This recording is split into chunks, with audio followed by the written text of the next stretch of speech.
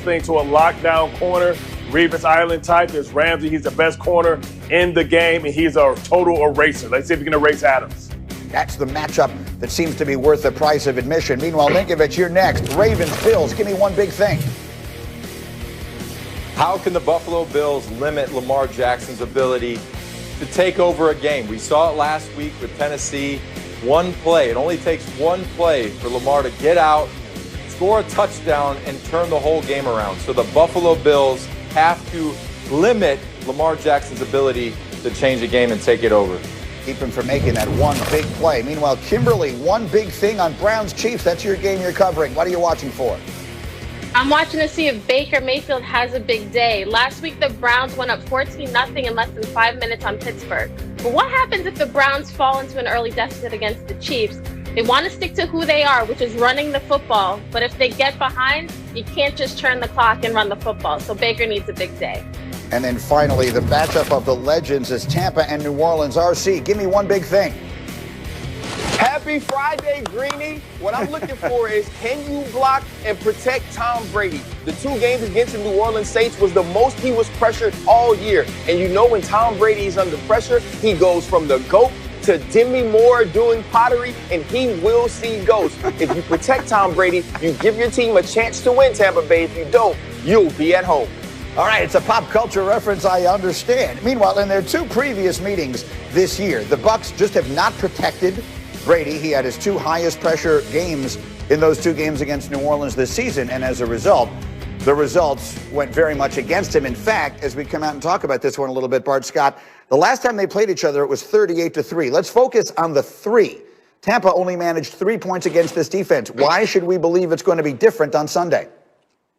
Because I think finally, Grinny, they've settled on what's the best personnel for them. I think it's 2 tight ends, putting Brake and Gronk on the field. Listen, we all know as defenders that whenever a team comes out in their Tiger personnel, it limits your ability to have a trade, blitz personnel. So, like, it limits your blitz package, and also it makes those edges a lot wider, makes it a lot harder for you to get to Brady, and it allows Brady to step up in the pocket and be able to deliver the ball down the field. But also, it depends on how you're going to decide to match up against that personnel. Do you go light and then allow Gronk to get you in the run game, or do you go heavy and then spread those guys out and then take advantage of their ability to beat safeties and linebackers? So I think now that Bruce Arians, no risky, no bisky, has to be thrown out the way. They need to make sure that they're steady and limit the risk of Brady and his exposure to the pass rush of New Orleans Saints. I like it. Gives us something to look for. Do they go with the 2 tight ends a lot? RC, how do you like it?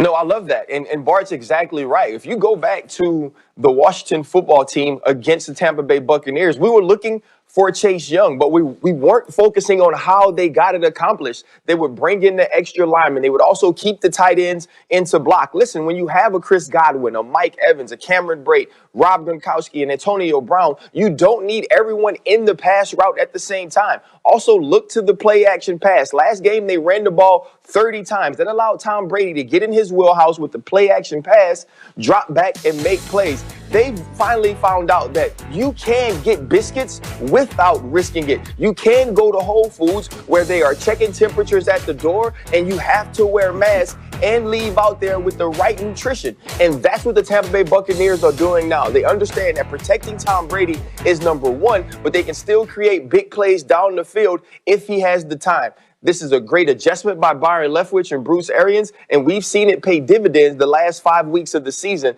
I expect it to do the same against the New Orleans Saints. Meanwhile, Rob Ninkovich, you know all about playing huge games with Tom Brady, having been his teammate all these years. Give us a sense of what he's like going into a game like this.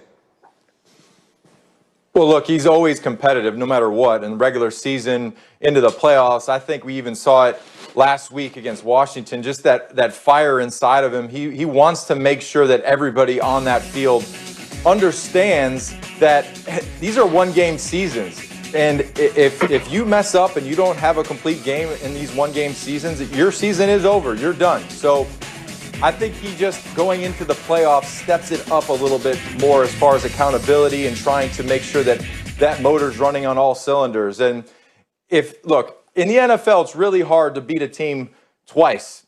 It's even harder to beat that same team 3 times. So if you're Tampa, you're looking at those 2 tapes from earlier in the season, and you're trying to gain as much knowledge on that game as you can so you can put your best foot forward. And I can guarantee that they're going to protect Tom, because that's the Achilles heel. If they don't protect Tom, that's a wrap. So they got to go out there, they protect Tom. If Tom isn't getting the rubber pellets out of his ears and his eyes, they'll probably win this football game.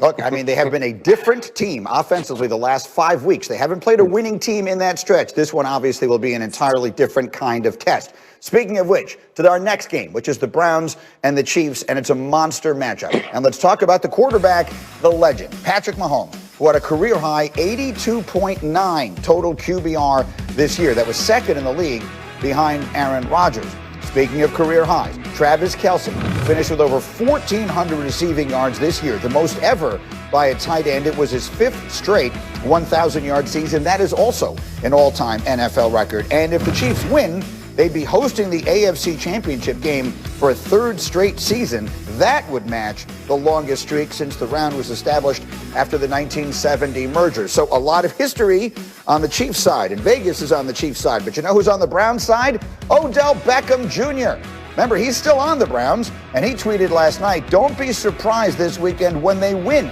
Just throwing it out there now. So Odell is confident. Kimberly Martin, you've been with the Browns now the last 3 weeks, and you continue to cover them here. So open up the notebook. What are we looking for on Sunday? The best part about this Browns team is that they don't care what you think, what I think, certainly not what Ryan and Rob think, because they're confident, yet not cocky. They really, because here's the thing, nobody gave them a chance, at least in their minds. They feel like nobody gave them a chance last week against Pittsburgh, and we saw that beatdown. And they felt like Pittsburgh even looked past them. I don't think the Chiefs are going to have that problem this week, but the Browns right now, they've got their head coach back off the COVID list. They've got all but one player, Joel Bitonio, off that COVID list, and he's expected to be off by Sunday's game. This is a team that feels like each week we've got to do our job. We get contribution from everybody. It's going to take a team effort. But talking to guys on the phone, on Zoom, listening to them, they believe not that they're just lucky to be here, that they deserve to be here, that they should be here, and that they could win. So the Browns right now are carrying some heavy, like, why not us against the world mentality and momentum into this game against the defending champs. Which I like, and they deserve that. Yeah. They have played well enough. They've earned their way here. But RC, here's the part of it that concerns me. Their weakness, I think, is the worst weakness to have against Kansas City, right? Their weakness is in pass defense on that back end. And if anyone is going to shred that, it's Patrick Mahomes. So how do they prevent that from happening? You know what? It's going to be difficult. It's going to have to be a huge game by the front four of the Cleveland Browns. And we've watched them dominate games at times, especially Myles Garrett. But you have to get to Patrick Mahomes. Honestly, though, Greeny, I don't expect them to stop Patrick Mahomes. I don't expect this team to keep the Kansas City Chiefs under 28 points. So then it falls on Baker Mayfield. Let's go back to the one game that Patrick Mahomes lost this season. It wasn't that the the Las Vegas Raiders did a great job in pass defense early on in the game. But there was a stretch where they were creating turnovers, they were creating pressure, and Derek Carr was hitting big plays against the Kansas City Chiefs. Derek Carr had 5 plays of over 40 yards in that game. And that's what Baker Mayfield is going to have to do. Baker Mayfield is going to have to stand across with Patrick Mahomes, understand that it can't just be about running the football, that he's going to have to go toe-to-toe with him as he did when he was at Oklahoma and Patrick Mahomes was at Texas Tech in that shootout.